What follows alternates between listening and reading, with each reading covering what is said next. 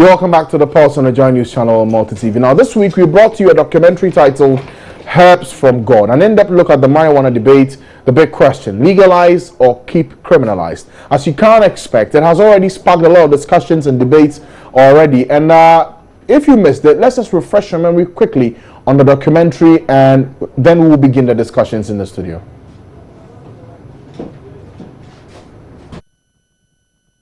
The average, I'm able to do an acre or half an hectare. Okay. You understand me, per season, and I should say get maybe 120 or 100 kilograms of the bud finally prepared. Then I can say on the average, yes, I can earn maybe 6,000 cedis per season. Per season, 6,000 cedis. Yeah, because if I can get maybe 500 cedis, 50 cedis per kilogram, then making 120 kilograms per season, on the average, you can get 6,000 cedis per season. It is very sustainable. Yes, one of the most sustainable, crops of economic importance for Africa. But then, because of the law, the marijuana plant is a fiber plant. Apart from the bud, which is smoked, that we sell in kilos, the peel on the stick can also be spinned into thread for textile. The stick can be compacted, compressed into pressed wood for construction, like this new innovation in cassava starch and the plywood industries and this thing. So wood processing can be enhanced, whereby if it is cultivated on a larger scale, we can press the wood for construction and stop depleting the forest with the lumbering of the wood, because we can make 2x4 wood as hard as we do if we want. You understand me? For construction. And then the cultivation tool will enhance soil fertility, so the maize and the cassava will also grow, you understand me, well, without necessarily using chemical fertilizer.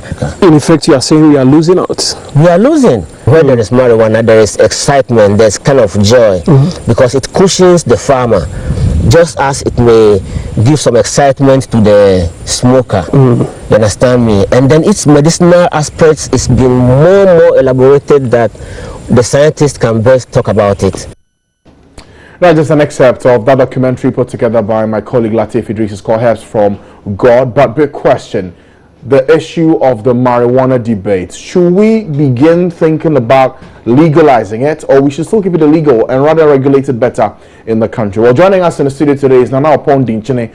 He is the spokesperson for the Ethiopian World Federation of the Ghana office. And as you can tell by what you just saw, he is, will I be right to call you a Rastafarian? Yes, of course, I'm a Rastafarian. You are? Okay, yes, great. Yes. To begin with, sir, do you smoke?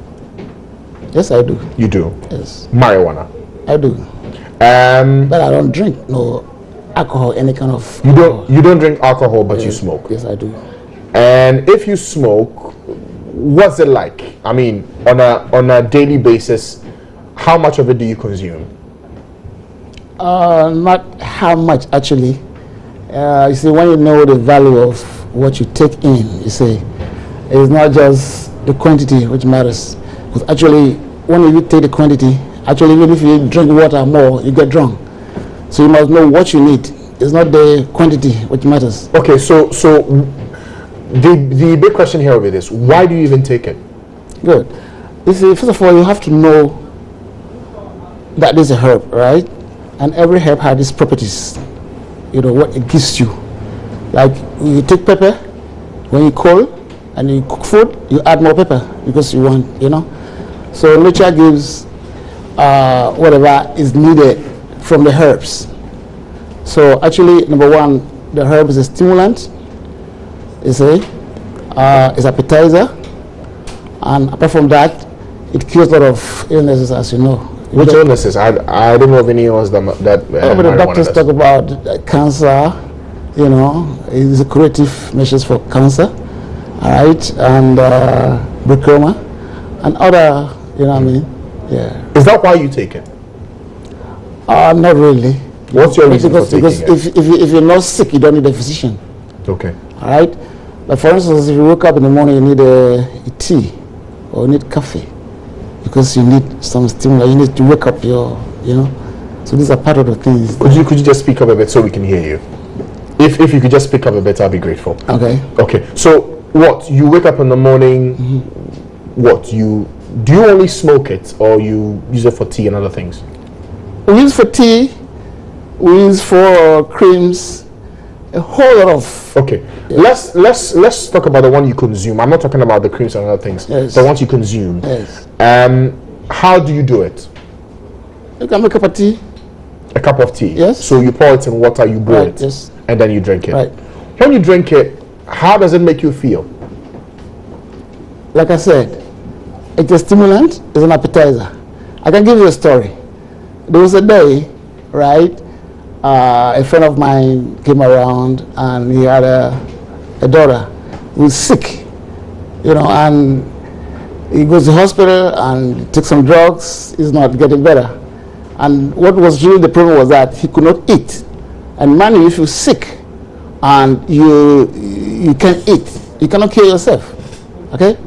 So he brought his daughter around, and that time we were just having a nice time, you know what I mean? And what do you mean by nice time? oh, we're just having a puff, and You were smoking it? yes, that's A large roll or small roll? no, just Regular roll? yeah, regular. What's a regular roll like? Like my finger? Oh, it depends. I use my pipe. This is an pipe? Asian culture. Yes, I use my pipe. Okay.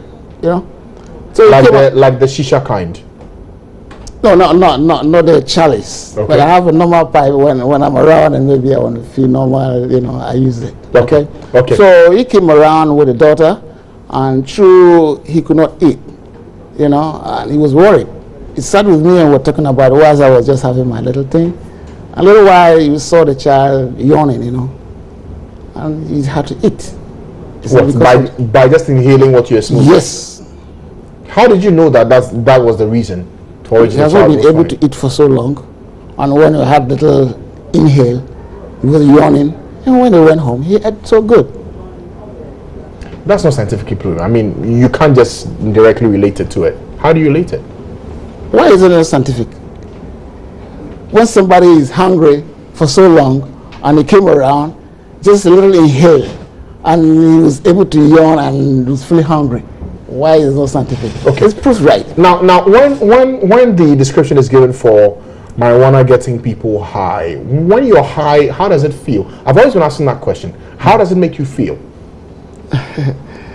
Well, actually, marijuana is different from drink. It doesn't make you get booze or let you get intoxicated, It's just like you feel stimulant. For instance, let me give you one example again.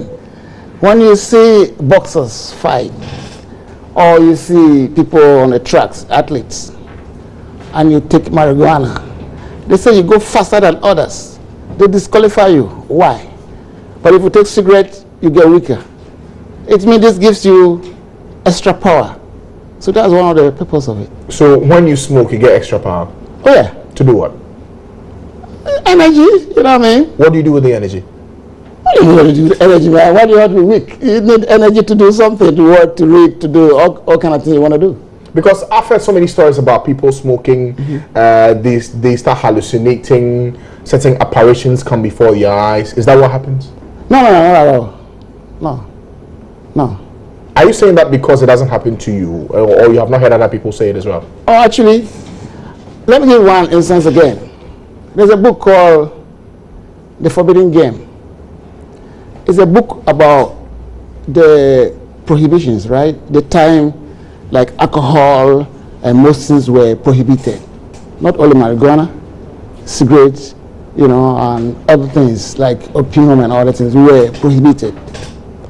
And it came a time that they have to come to decriminalize like what we're talking now. So the doctors, the police, the churches, other learned people got involved to make a research and come to decriminalize it like what we're doing now. So what happened was that they found out that it's not the smoking the herb, it's not a poisonous thing, okay? But what we found out was that when you smoke, like that hallucination thing you're talking about, it lets you see more than ordinary, you know. What does that mean? That you are able to transcend into the spiritual? Yeah, of course. And that's what most of the herbalists, some of the voodoo people use to be able to tell somebody, because they get into trance with it. You see, because that book I'm telling you about, when the search was going on, they found out that it's not just because when you think you're going to be mad, because after all, when you go to psychiatric hospitals, we have, when you take the number of inmates there as 100%, you have 50%, like the women. In African countries, women don't smoke. Okay? So why? Oh, well, I mean, women don't smoke marijuana. Are you sure? Well, just... Is it that you don't know them? Or it's not common, let me put it that way. Okay? But if you go to the psychiatric hospitals, you see them as well. Okay? Then if you take that as 50%, and you take those who maybe have history of smoking before, right? You can see that even those men who are there, it's not all of them who have been smoking. Okay? So you cannot just say 50% of people who smoke go mad. Is that not your own way of defending what you do? Because some will say, look, if there's evidence that shows that smoking marijuana gets people mad, you can't just justify it by saying if you go to the psychiatric hospital, a very small percentage of them are proven to be mentally unstable because of marijuana usage. No, you can't say that. Because, for instance, you know Bob Marley? Yes. All right?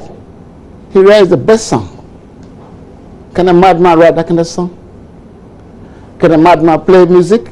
You know why it takes you to be a musician? Are you saying the marijuana made him the greatest? I'm not saying that, but I'm not saying that. I'm not saying when you smoke you go mad, because if you take these people, right, who can play good music, music is mathematics. How can you play music when you are mad? So what? Marijuana inspires mathematics in music? Is that what you're saying? Well, it gives good inspiration. It's part of it. What do you see when you smoke? You see, I'm still trying to understand how the brain works when you smoke. What happens to you? Nothing happens to you. No. Give me your own personal experience. You said that you are able to transcend into the spiritual. How does that work? Not me. I'm saying some people use it. For you, what happens to you? I just feel normal. I don't feel tired. I just wake up myself. You understand? I eat well. You know, I don't go to hospital. Okay, so if you don't smoke and you're eating, say, a bowl of fufu, how much of it can you consume? And if you smoke, how much of it can you consume? Oh, no, you can't just say that. You eat normal. But what I'm saying is that if you don't have it, right, you don't eat normally. Let me just say it like that. Yeah, it's somebody who smokes eat more better than somebody who does not smoke. Has there ever been a day you've gone one whole day without it? Oh, yeah. It's not addictive. I wish you have given me a time to come with some documentaries and other things from hospital doctors and others. It's not addictive. You can stay months. It's not like cigarette or alcohol, which hooks you. No, marijuana does not do that. I'm sure there are many on the other side who may largely disagree with you on this. The debate has already started after we showed the documentary earlier this week. But where do you stand on this? Should we legalize it and regulate it properly, or we should still keep it in its form as it is and raise stringent measures in getting people to get access to it? It should be legalized. Why should it be legalized? Yeah, because, for instance, in Lawrence time, right? He came and made the sentence so high just because he said he wants some aid, or they want to give him aid from other developed countries. But when you go to England, they don't arrest you for a spliff. If you go to England, before they arrest you and you go to Crown Court or High Court, it should be above 7 kilos. If you have less than 5 kilos, you go to magistrate court and you sentence up to 3 months. But the common factor there is that it still remains a narcotic, and you will be charged for possession of it in higher quantities. Not everywhere. In high quantity, because why? You kind of skipping off tax. If you go to Holland, you buy it in the shop, all right? And why? They don't arrest you for that. It's just because of the tax, because they have not really come out to say that it's decriminalized, so whatever you're selling, you're getting everything, you're not paying no tax. Okay. So that's the only problem. Okay. So today, have you smoked some? No, at all. Not Not at all to me. Yeah. Take off your glasses. Yeah. You sure you haven't? You think I look so I say is smoke? Because some say your eyes go red when you smoke it. It's not like that. It's not like that. You're sure? Not everybody. But is there a reason you're wearing the spectacles? No reason. Okay. It's just hot. The weather is hot and the sun and everything. So Well, there's no sun in I here. just protect my eyes. Oh, yeah, I can put it down. Why you put your glasses on? Well, mine is just for sight. Okay. Yours is not. No, yeah, of course. I'm okay. No problem. Yeah, So, already the discussions have gone on. For you, what would you love to see? When you say it should be legalized, yes. some will say it opens up a very big can of worms for individuals who cannot handle it. Come Worms. A can of worms. Worms. For abuse. For people to easily go in there, get the substance, get access to it, and it cannot be controlled. What do you mean by control? I want to know what do you mean by control. Because to everything that is used in excess, it becomes abuse, and you open yourself up to a number of conditions in this world. Anything you use at all, including marijuana, isn't it? Yeah, you see, if it's not decriminalized, people still using it. You know that. In fact, this is international herb. There's nowhere in the world you go you don't get it. I don't even have to carry it on me. Anywhere I go, I get it. So what kind of control you want to go and control again? You see? So the fact is that let's look at the commerce part of it, and that's the most important. How much money can we make out of marijuana? A whole heap of money, big money. What did you say? A lot of money. No. You said it in another A way. whole heap of money, a whole lot of money. Okay. You understand? Yeah, because if it's not good, why do you think America will go in it? If you think it's not going to make money, why do America go into it? And not even that. America has suppressed this marijuana for so long because you see the best weed was coming from Jamaica and some areas, and the only way they want to do is suppress so that they will grow it and sell it. They grow more than anybody in any country in the world. America, Canada, they grow it, they produce THC, make some drugs and all that from it. Why don't you know? I wish you'd give me a little time to give you some documentaries and show you what you can make from that. We can. I mean, we will go into this discussion once more beautiful. sometime in the future. But thank you for joining us today. Yes, thank you for your time. Clearly, there is an argument being made for it to be legalized, but I'm sure there are others on the other side who will largely disagree. You can send us your views and comments on this in just a moment. Bye.